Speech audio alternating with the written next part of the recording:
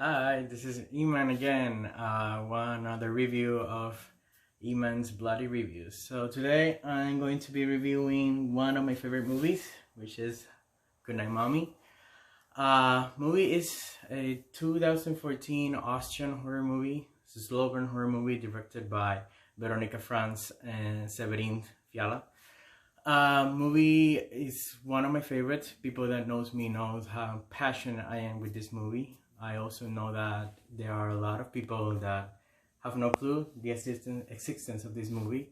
So I thought it would be great making a review because it is a movie that I've always wanted to do a live review about it. Also, it is a movie that talks and hangs around topics as isolation, and I think totally fits the mood as we are all quarantined. So I think it would be nice to talk about this movie and put it in a radar and make a shout out about it. So the movie is a slow burn, as I already said, and there's not much of dialogue, but every scene and everything that happens in it talks a lot more than the dialogue itself. So I'm gonna start explaining a little bit about the plot. Movie is about two twin brothers who are pretty isolated. As I explained, it's about a little bit about isolation. He's isolated in this house, big house, beautiful house around nowhere, just a lot of trees around and nothing else. So they're pretty much in the house, but the mother returns to the home place recently. Apparently the mother had this surgery because all they see is this woman with a lot of bandages all around her. And the thing is that these children are starting to doubt if that is really their mother or not. And about all this doubting and about all this person that they see, they are confused because this person is not the same as their mother was. You know, this is a person that is mostly irritated, is mostly angry, mad. So it's not as loving or caring as their mother was. So they start asking, is this really my mother? Or this is an imposter? And these children are willing to go far and beyond in order to discover if this is really their mother or an imposter, even if it takes gruesome moves. That's all I can say about the plot. As I said before, I'm not the kind of guy that likes to spoil in the reviews. So, but there's a lot more going to the plot than what I just explained.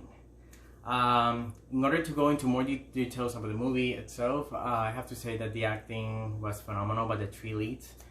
I can say that you really connect with the characters and you really get into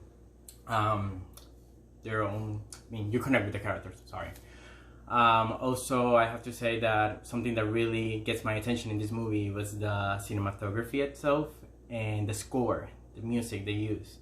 I think the cinematography and the score give you this sense of dread that gets into your skin. And you know that even though the movie is slow and it's very slow moving, but you get into this gritty cinematography and creepy or unsettling sound that you know yourself that you're getting into an unsettling movie yourself. And while the movie is slow, it gets you connected with what I just mentioned about the score and the whole cinematography. And I think that was very effective and something that not every slow burn movie does quite nice like this one did. I also have to say that the movie itself, while it develops, it is slow. I like the way that it develops into a gut-wrenching and sharp climax at the end, and a payoff that it actually worked really well. I mean, not well as it was like enjoyable to see, but it is effective as the terms as a horror movie goes. This is what I want to say. I also want to say that the last scene in the movie is also very emotional, and it was actually my favorite. Very emotional, very kind of touching, and also beautiful. And so yeah, if you're into psychological horror films or psychological drama, I will give this movie a go, definitely. And if you're into slow burns, well developed slow burns with a great outcome and a great payoff, I think this is an excellent movie that really does that. I also want to say that the movie itself is a movie that talks a lot about topics such as grief, pain, and how these characters deal with those topics, deal with those with that emotional pain themselves, and with their own perspective, independently of the problem or the issue that was going on in the movie. I know that there are not many fans or people that kind of like hesitate to watch horror movies. I have to say that, you know, not every horror movie rely on gore. Not every horror movie relies on monsters and all that stuff, you know. So that's why I encourage everybody that is a fan of a psychological movie that really touch topics as the ones I mentioned: grief, pain, loss. It's a great movie to watch. It's a great movie that explores those topics really deeply.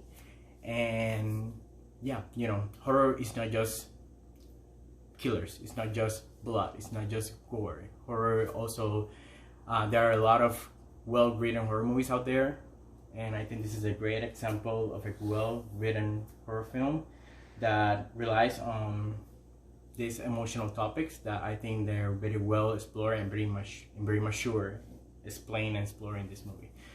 So again, this was Emman in the second review. Expect more reviews from me, and if you like this, like, share, subscribe. So Emman out. Thank you.